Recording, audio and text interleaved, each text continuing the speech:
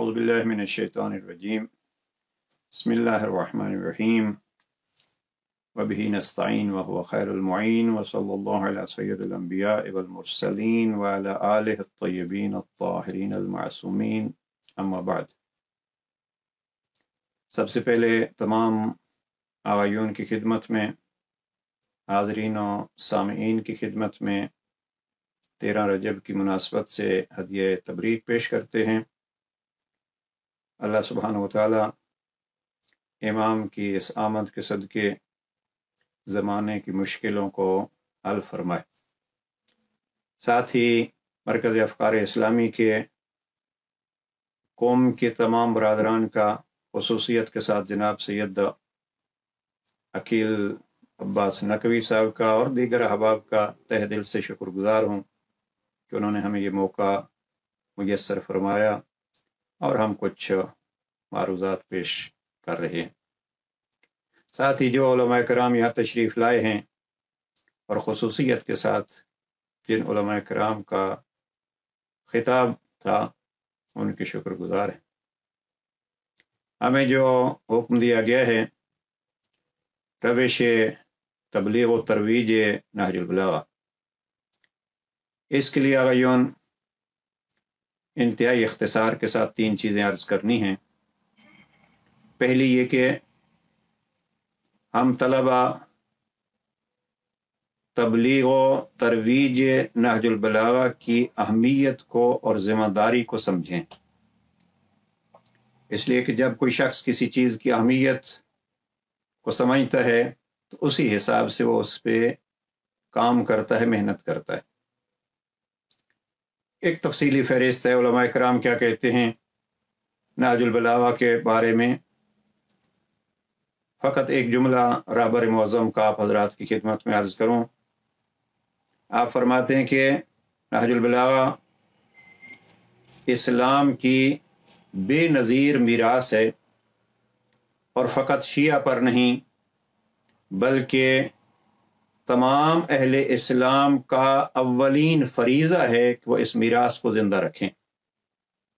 बहुत सारी चीज़ें इस एक जुमले में रहबर मुअज़्ज़म ने फरमा दी, लेकिन मैं जो अर्ज़ करना चाहता हूँ कि हम इस मीरास को ज़िंदा रखना अपना फरीज़ा समझें। जब एक तालिब इल्म अपना एक फरीज़ा समझेगा तो उसको उस अंदाज से ही निभाएगा। लिहाजा ज़रूरी है कि हम नहजुल बलागा की फ़ारसी में जो लफ्ज़ आप अहबाब इस्तेमाल करते हैं महजूरियत, वहाँ से अगर निकालना है तो तभी हम निकाल सकेंगे जब हम इसको और इस कलाम इमाम की तबलीग को अपने लिए फरीज़ा समझेंगे। अब आप अपने अपने तौर पर अव्वलीन फरीज़े की अदायगी के लिए सोच सकते हैं कि मैं अपने हिस्से तक क्या कर सकता हूँ। और ख़ुद नहजुल बलागा का एक जुमला कलिमात किसार नंबर 147 में जब जनाब कुमैल के सामने जनाब अमीरुल मोमिनीन इल्म की फजीलतें बयान करते करते एक मौके पे फरमाते हैं हा हुना इल्मन जम्मा, अपने सीने की तरफ इशारा किया और फरमाया यहाँ इल्म का एक बहुत बड़ा ख़जाना मौजूद है। मेरा मोरद नज़र जो जुमला है उससे आगे है लो असब्तु लहू हमलतन। मुफ्ती साहब ने जो तर्जमा की है काश इसका उठाने वाला कोई मुझे मिल जाता।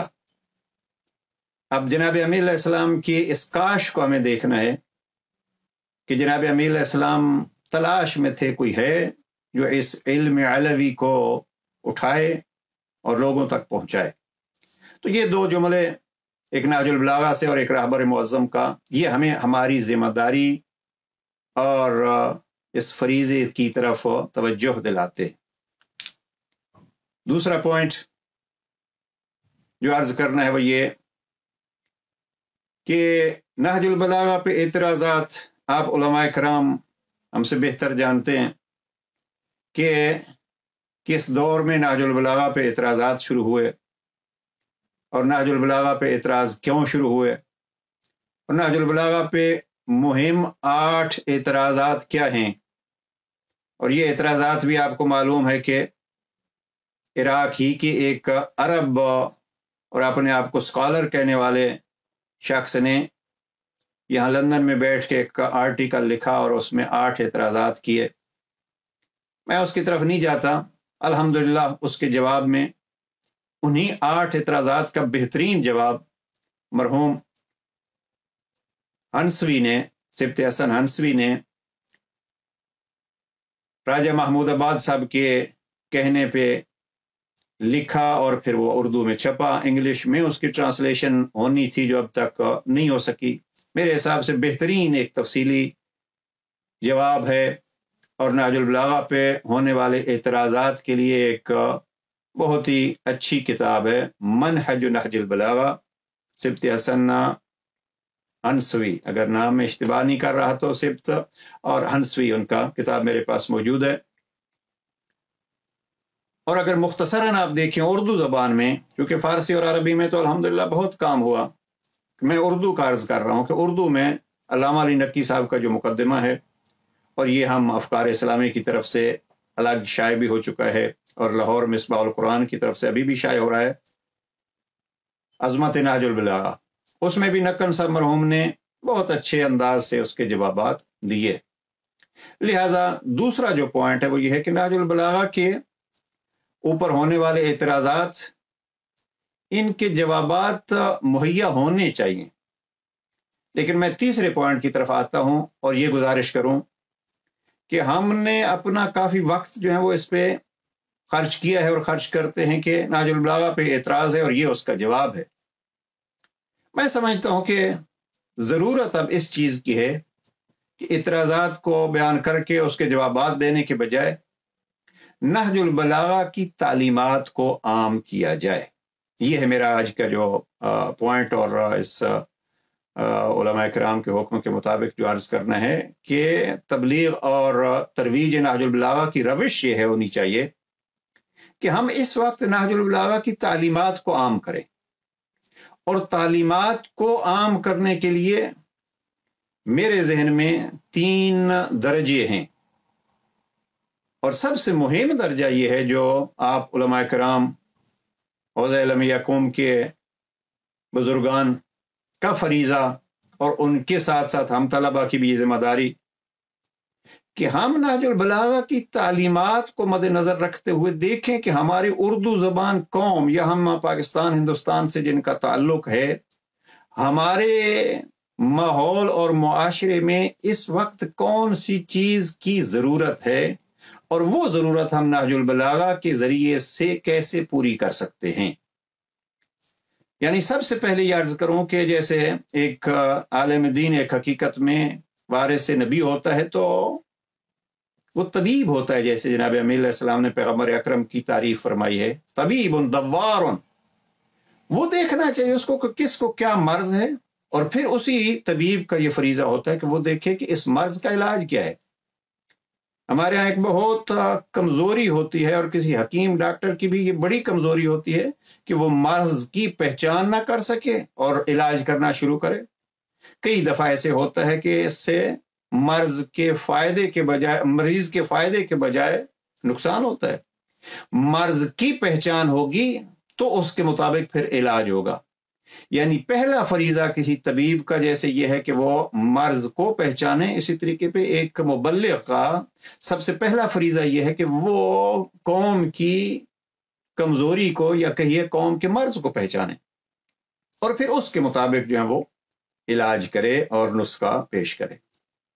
ہمیں اپنی قوم میں مثلا اس وقت جو ہے وہ تشیع کے ہاں سب سے بڑی چیز جس کو پامال کیا جا رہا ہے وہ توحید، اور نہج البلاغہ میں سب سے مہم موضوع جو ہے وہ ہے توحید. اب ہمیں جو کرنا ہے، اگر نہج البلاغہ کی ترویج و تبلیغ کرنی ہے تو ان موضوعات کا انتخاب کیا جائے کہ کس کس موضوع کی ہماری سوسائٹی میں ضرورت ہے، اور پھر اس کا اگلا کہ اس مرض کے علاج کو کیسے پیش کرنا ہے.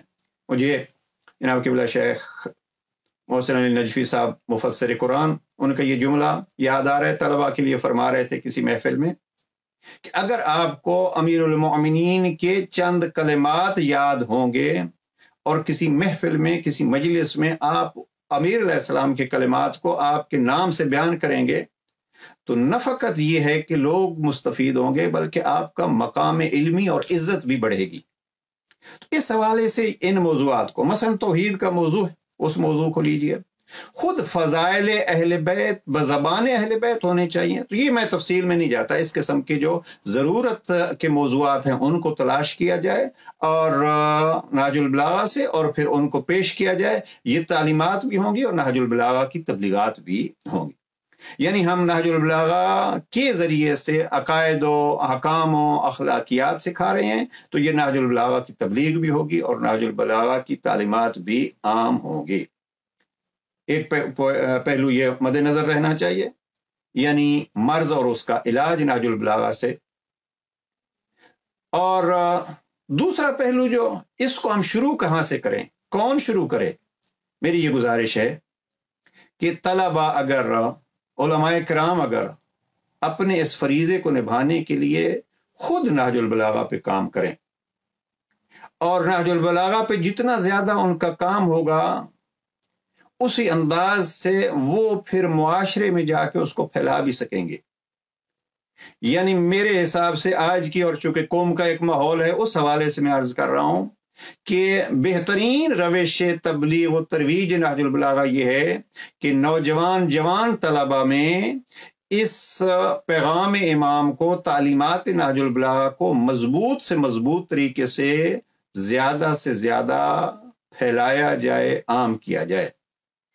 اور اس کے لیے کچھ کورسز ہونے چاہیے، اور ان کورسز کو مدارس میں پاکستان میں بھی رائج کیا جا سکتا ہے، نہیں تو کم از کم اپنے اعتبار سے چھوٹے چھوٹے گروہ کی صورت میں، جیسے ہم باقی کتابوں کا مباحثہ کرتے ہیں، نہج البلاغہ کی بھی بعض ابحاث کا مباحثہ ہونا چاہیے۔ یعنی یہ عرض کرنا چاہتا ہوں کہ طلبہ اس پہ، علماء کرام اس پہ زیادہ زور دیں، اور اس کے لیے باقاعدہ کچھ کورسز ہونے چاہیے، مثلا 3 مہینے کا ایک شارٹ کورس۔ اور الحمدللہ قوم سے اور مشہد سے بعض احباب علماء کرام اس چیز کی طرف کچھ بڑھ رہے ہیں اور کام کر رہے ہیں۔ اللہ کرے انشاءاللہ جلد وہ کورسز، 3 مہینے کے شارٹ کورسز جو ہم قوم میں بھی ابتدائی طلبہ کے لیے، جوان طلبہ کے لیے جاری کر سکتے ہیں، اور پاکستان کے مدارس میں بھی ان کو جاری کیا جا سکتا ہے۔ اور تیسری اور آخری چیز جو عرض کرنا چاہتا ہوں اس حوالے سے، وہ یہ ہے کہ نہج البلاغہ کو عام کرنے کے لیے ہمیں 3 قسم کے افراد کو الگ الگ کرنا چاہیے۔ ذرا اس پہ اور اسی پہ ہماری گفتگو جو ہے وہ ہم سمیٹتے ہیں۔ 3 قسم کے افراد کو مد نظر رکھا جائے۔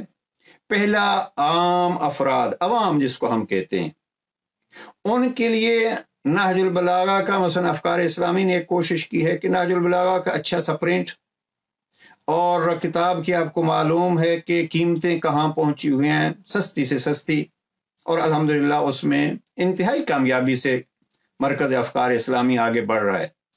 یعنی ہمارا نہج البلاغہ کی نئی سیٹنگ کے ساتھ پہلا ایڈیشن نومبر 2019 میں آیا، جو شیخ صاحب قبلہ شیخ محسن علی نجفی صاحب کے سرپرستی میں وہاں اس کی اوپننگ ہوئی، اور اب تک جو ہے اس کے 4 ایڈیشن شائع ہو چکے ہیں۔ اور ہر ایڈیشن میں حالت یہ ہوتی ہے کہ ابھی ایڈیشن کی اشاعت مکمل نہیں ہوتی کہ آرڈر اس کے اتنے آ چکے ہوتے ہیں کہ وہ ختم ہو جاتا ہے پہنچتے ہی۔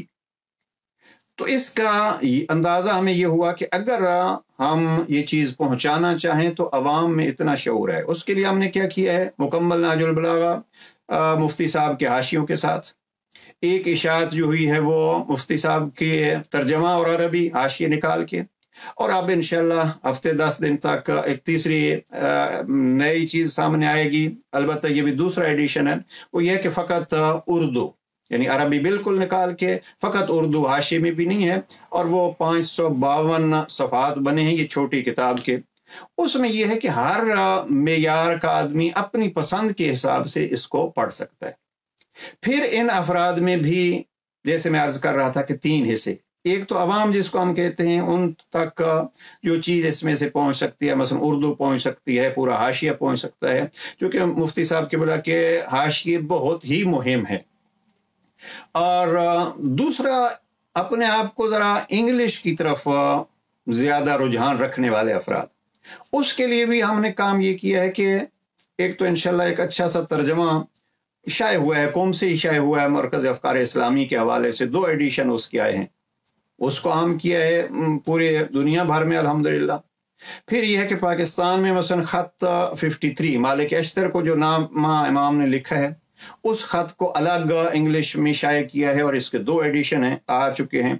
और अल्हम्दुलिल्लाह इसी इंग्लिश के सिलसिले को फिर जनाब मरहूम काजी नियाज साहब क़िबला परवरदिगार उनके दर्जात बुलंद फरमाए, उन्होंने अलग ये मदारिस शिया की तरफ से जो विफाकुल मदारिस हैं उनकी तरफ से शाये कराया और वो भी अल्हम्दुलिल्लाह बहुत पसंद किया खूबसूरत कागज़ में। और इंग्लिश में अब एक चिराग राह के उन्वान से किताब आई है, गुज़श्ता हफ्ते ही वो शाये हुई है। इसमें 365 अक़वाल अरबी, उर्दू और 7 इंग्लिश की। तो इंग्लिश तबके के लिए जी चीज़ें जो हैं वो पेश की जाए, यानी एक हिस्सा है अवाम के लिए, एक हिस्सा है इंग्लिश जानने वाले अफराद के लिए, और तीसरी चीज़ जो अर्ज़ करना चाहता हूँ वो ये है कि इसके छोटे छोटे हिस्से, वो बुजुर्गान फरमाया करते थे कि कैप्सूल बना के, अभी कैप्सूल मसलन हमने खुतबा 191 खुतबतुल मुत्तकीन, दस्तूर ज़िंदगी के उन्वान से वसीयत 31, हुक्मरानी के उसूल खत नंबर 53, यानी ऐसे छोटे छोटे हिस्से करके नहजुल बलागा के, और यही अभी 365 अक़वाल एक एक जुमला जो है वो, तो इस अंदाज में यानी छोटे छोटे हिस्से करके कैप्सूल बना के उसको अवाम तक पहुंचाया जाए। तो 3 हिस्से हो जाएंगे, नहजुल बलागा को आम किया जाए, नहजुल बलागा के इंग्लिश की तरफ तवज्जो की जाए, और नहजुल बलागा को छोटे छोटे हिस्सों में तकसीम करके लोगों तक पहुंचाया जाए। लेकिन मैं इख्तिताम पे फिर तमाम अहबाब का शुक्रिया अदा करने के साथ ये अर्ज़ करूँगा कि ये फरीज़ा समझिए, आप आगे बढ़िए। बिलखुसूस जवान तलबा को मैं बारहा कह चुका हूँ कि आप जो एक मिशन लेंगे हमें बतलाइएगा, एक दूसरे की हम आहंगी के साथ अफ़कार इस्लामी इन किताबों की इशाअत में आपके साथ हर वक्त खड़ा है कि अगर जवान उलमा कराम नहजुल बलागा से मरबूत कोई चीज़ लिखते हैं, कोई तहकीकी चीज़ उनकी होती है और वो उसको आगे फैलाना चाहते हैं, तो हम हाजिर खिदमत हैं।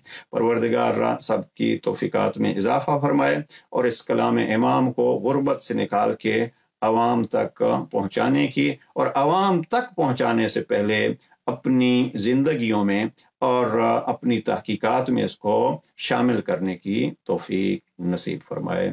वस्सलामु अलैकुम व रहमतुल्लाहि व बरकातहू।